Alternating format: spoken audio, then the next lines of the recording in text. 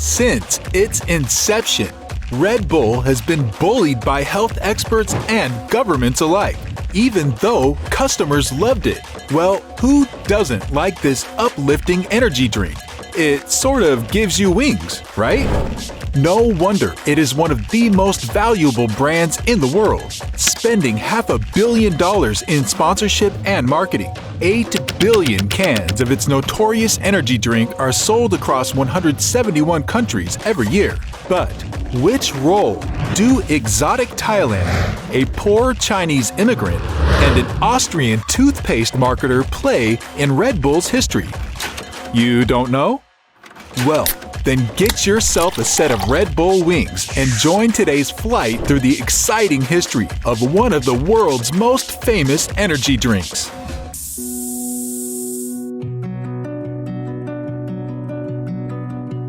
In 1975, long before Red Bull came into existence, there was a Thai energy drink called Krating Daeng, which literally means Red Bull in English. It was developed by a Chinese immigrant living in Thailand called Chaleo Yoovidhya. The drink was not the first or most unique energy drink in Thailand or globally. It tasted like a sweetened, non-carbonated, cherry-flavored cough syrup and was sold mostly in pharmacies. Pharmacy around here? 2 blocks up. By all means, it was not a complex drink and consisted of natural ingredients such as water, cane sugar, caffeine, taurine, inositol, and B vitamins. But it was, and still is, common in Thailand to see people mixing Krating Daeng with spirits to add taste to liquors such as whiskey. When it was launched nationwide in 1976, the targeted audience solely consisted of hard-working laborers, miners, and farmers in rural areas. This marketing strategy seemed like a failure from a distance.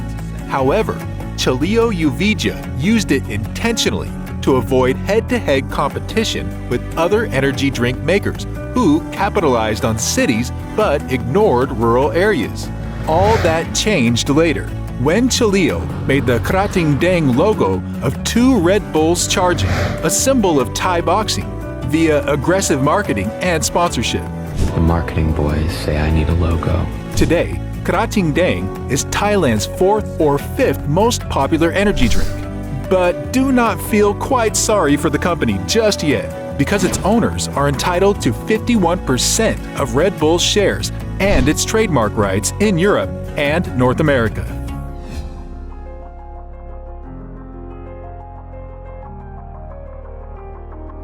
Krating Daeng is technically the first version of Red Bull. In fact, Red Bull still uses the same old recipe devised by Chaleo Yoovidhya in the early 1970s. Chaleo Yoovidhya was born to poor Chinese immigrants in Phichit, Thailand, at some point between 1923 and 1932. He spent most of his early days helping his parents raise ducks and sell fruits.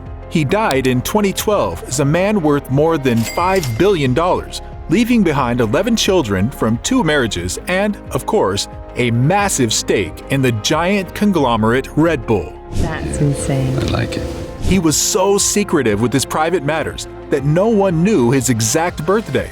Journalists even visited his birthplace and requested information from his family. Still, no one knows when the man was born. Don't look at me, I don't know a thing. All that's known about this man of mystery is that in the early 1950s, he moved to Bangkok, worked odd jobs due to his lack of education, and later became an antibiotic salesman. In the early 1960s, Chaleo Yoovidhya managed to establish a pharmaceutical company called TC Pharmaceuticals in Bangkok, which has become a major corporation since then and is still owned by his family.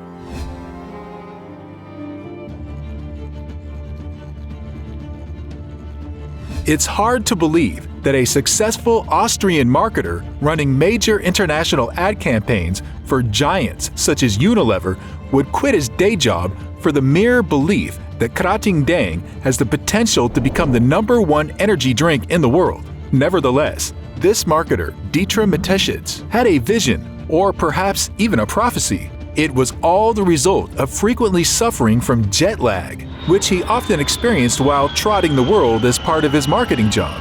I'm very tired.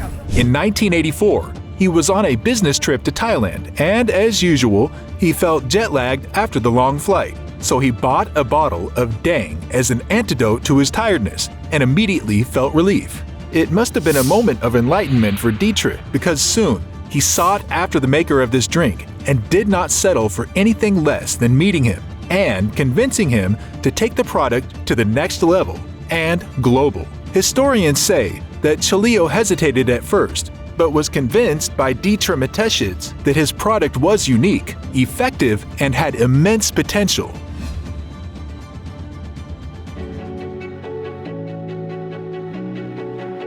Dietrich Mateschitz was born May 20, 1944, in Sankt Marien im Merztal, Styria, Austria.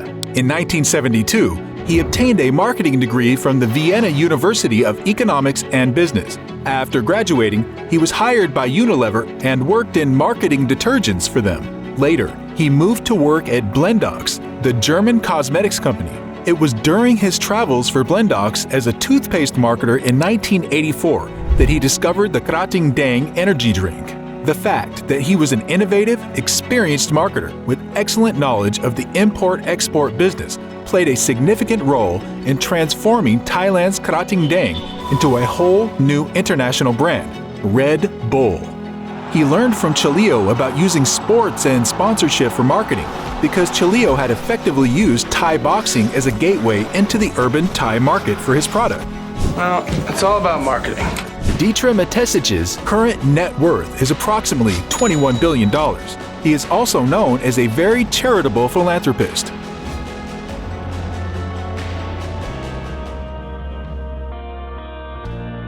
In 1987, Red Bull was launched in Austria due to a $1 million joint venture project launched by Dietrich Mateschitz and Chaleo Yoovidhya. The deal was a simple one. Each partner maintained 49% ownership of the new Red Bull company. However, the Yoovidhya family dynasty was and still is the majority shares holder because Chaleo's eldest son owns the remaining 2% of the company. Chaleo provided the secret recipe and ingredients for Red Bull, while Dietrich ensured that it was compatible with Western standards and taste. The venture was successful from day one. You could say that Red Bull was meant to fly from the beginning, because in 1997, it began making commercials bearing its memorable slogan, Red Bull gives you wings. Red Bull gives you wings!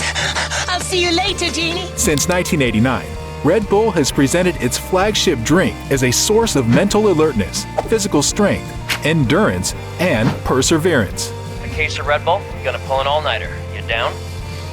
Yeah. This is evident in its aggressive marketing in global sports arenas, ski slopes, and racetracks. This marketing strategy is the core of Red Bull's business model, and it's not cheap at all. Think of it this way.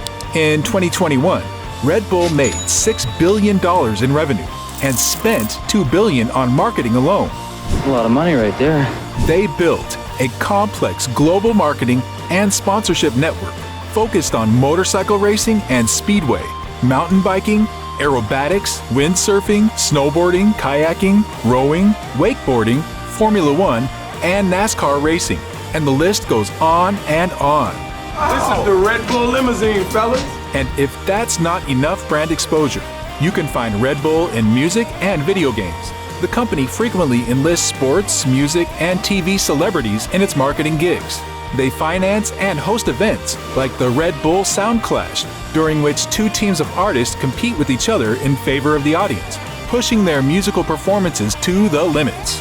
Red Bull also owns football teams in major markets, such as Germany, the USA, and Brazil, with the surprising announcement of their own hypercar called RB17, designed by Adrian Newey, the British engineer and current chief technical officer of the Red Bull Racing Formula One team. They even went green in 2022. You see the Prius? We're going green! And in 2018, the company launched a new line of organic sodas consisting of 4 flavors: bitter lemon, ginger ale, tonic water, and a new version of Red Bull Simply Cola, something to suit every taste.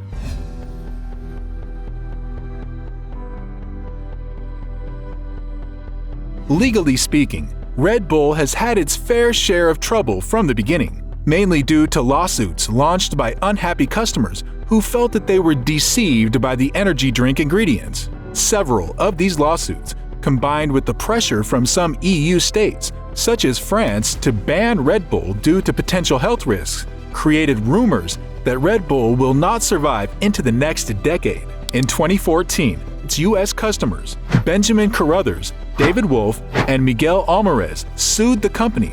The plaintiffs alleged that Red Bull falsely asserted that one of their cans has more benefits than a cup of coffee. Do you have any idea what a strict diet of protein shakes and Red Bull does to a man?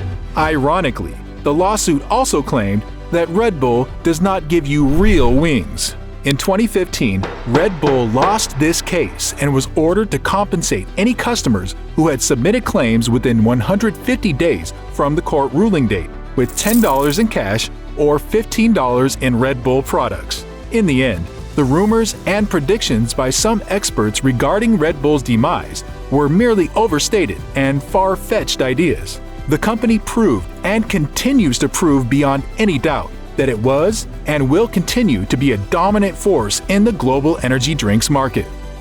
Can you stack your consumed Red Bull cans to the moon? Did you ever really feel the drink gives you wings? Please let us know in the comments. If you found this video entertaining or learned something new, please leave a like and tell us what you'd like to see next. Also, don't forget to subscribe and ring the bell on your way out so you won't miss out on our next inspiring video. Thanks for watching, and we hope to see you again soon.